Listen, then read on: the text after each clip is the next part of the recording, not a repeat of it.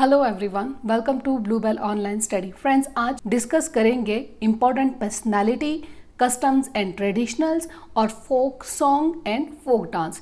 इसके अलावा हम पार्ट 1 और पार्ट 2 में हिस्ट्री ऑफ शिमला और रिवर सिस्टम, माउंटेन रेंजेस, ये सभी ऑलरेडी डिस्कस कर चुके हैं। तो इस तरह से पार्ट 3 में कंप्लीट शिमला हमारा कवर हो जाएगा। इसके बाद डिस्ट्रिक्ट शिमला से रिलेटेड वन लाइनर क्वेश्चंस और कुछ एमसीक्यूज लेकर आऊंगे और वन लाइनर और एमसीक्यूज बेस्ड एक तरह का रिवीजन भी हो जाएगा। तो चलिए फ्रेंड्स, वीडियो स्टार्ट करते हैं। सबसे पहले हम शिमला से संबंधित कुछ महत्वपूर्ण तथ्य के बारे में डिस्कस कर लेते हैं। डिस्ट्रिक्ट शिमला में सबसे ज़्यादा शहरी और सबसे कम ग्रामीण जनसंख्या निवास करती है। शिमला जिला कुल आबाद गांव में तीसरे स्थान पर है और शिमला जिले में सबसे अधिक नगर परिषदें हैं और साथ ही सबसे ज़्यादा नगर पंचायतें भी शिमला डिस्ट्रिक्ट में स्थित है। और शिमला जिला क्षेत्रफल की दृष्टि में छठे और जनसंख्या की दृष्टि में तीसरे स्थान पर है। और इसके अलावा ये इम्पोर्टेंट पॉइंट है कि 2011 जनघनत्व के अनुसार शिमला 8वें स्थान पर है और शिमला जिला लिंग अनुपात के अनुसार 8वें स्थान पर है और शिशु लिंग अनुपात के अनुसार 6ठे स्थान पर है। तो यहाँ कंफ्यूज नहीं होना है। शिमला जिला 2011 में जनघनत्व और लिंग अनुपात के अनुसार 8वें स्थान पर है और शिशु लिंग अनुपात की अगर हम बात करें तो उसमें शिमला डिस्ट्रिक्ट 6ठे स्थान पर है। और इसके अलावा शिमला जिले का जो टोटल एरिया है, कुल क्षेत्रफल है, उसमें 46.46% भाग वनों से ढका है। तो यहाँ से ये जितने भी इंपॉर्टेंट फैक्ट्स निकल के आ रहे थे हमने डिस्कस कर लिया है।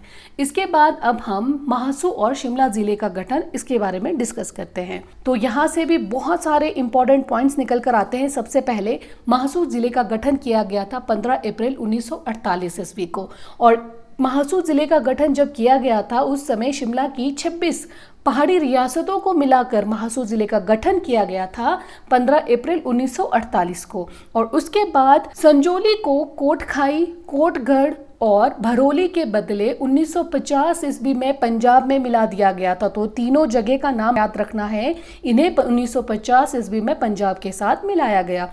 और उसके बाद महासू जिले को समाप्त कर दिया गया था सितंबर 1972 ईस्वी को और शिमला जिले का निर्माण किया गया था। ठीक है, महासू जिले को खत्म करके सितंबर 1972 में शिमला जिले का निर्माण किया गया था। शिमला शहर, संजौली, कंडाघाट आदि इनका हिमाचल प्रदेश में इनको 1 नवंबर 1966 ईस्वी में मिलाया गया था, जिसके बाद 1972 में महासू और शिमला क्षेत्रों का पुनर्गठन कर शिमला व सोलन जिले का निर्माण किया गया। तो ये ध्यान रखना है कि शिमला व सोलन जिले का निर्माण किया गया था महासू और शिमला क्षेत्रों का पुनर्गठन करके।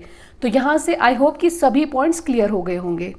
इसके बाद नेक्स्ट है फ्रेंड्स मंदिर। शिमला में प्रमुख मंदिरों में भीमा काली मंदिर जो कि सरहान में स्थित है, महिषासुर मर्दनी मंदिर जो कि हाटकोटी में स्थित है और सूर्य मंदिर स्थित है नीरज में और तारा देवी मंदिर, संकट मोचन मंदिर, झाकू मंदिर, ये दोनों ही मंदिर, संकट मोचन मंदिर और झाकू मंदिर, ये दोनों मंदिर हनुमान जी को समर्पित है।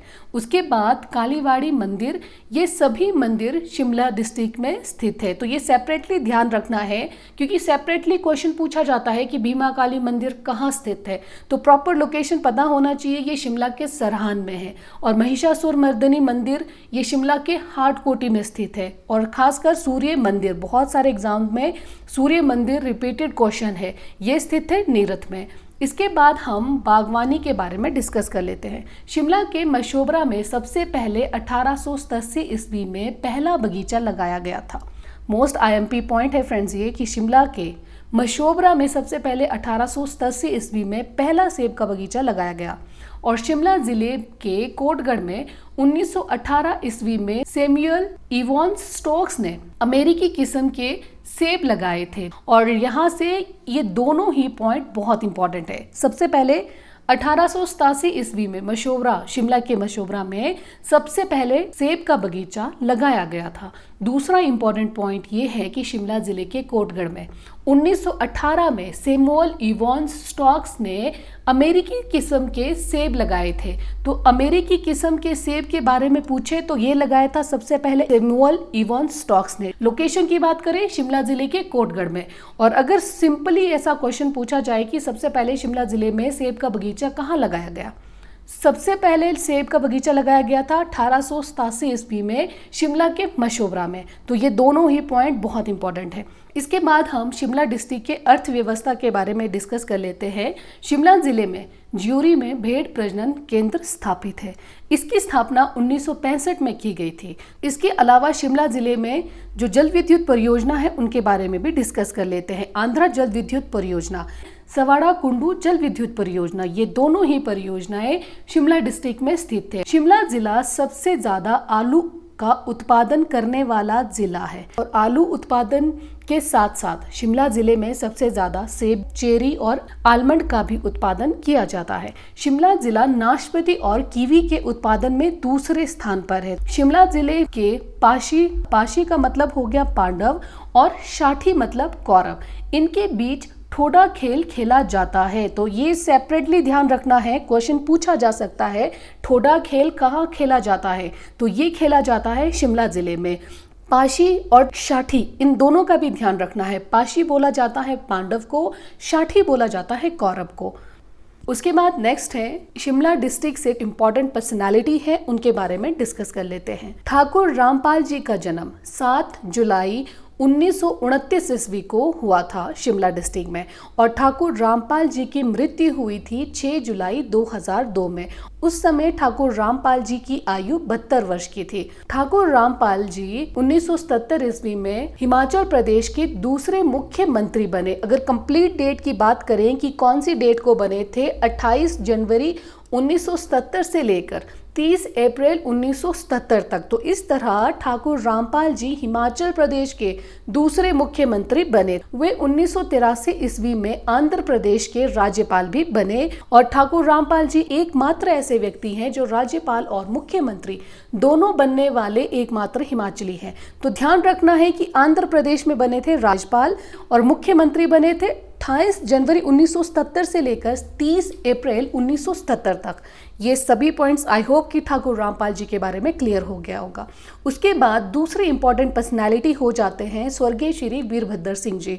स्वर्गीय श्री वीरभद्र सिंह जी 1983 ईस्वी में पहली बार मुख्यमंत्री बने और इसके अलावा श्री वीरभद्र सिंह जी 6 बार हिमाचल प्रदेश के मुख्यमंत्री बने हैं। इसके अलावा अब हम शिमला डिस्ट्रिक्ट के कुछ रीति रिवाज के बारे में डिस्कस कर लेते हैं। शिमला जिले में कुछ भागों में बहुपति और बहुपत्नी प्रथा भी रही है। शिमला डिस्ट्रिक्ट में सामान्य विवाह के अलावा हार, रीत, जाजड़ा, गदर, सटेरा, झाता, ये सभी शिमला डिस्ट्रिक्ट के विवाह के रिवाजों का प्रचलन है।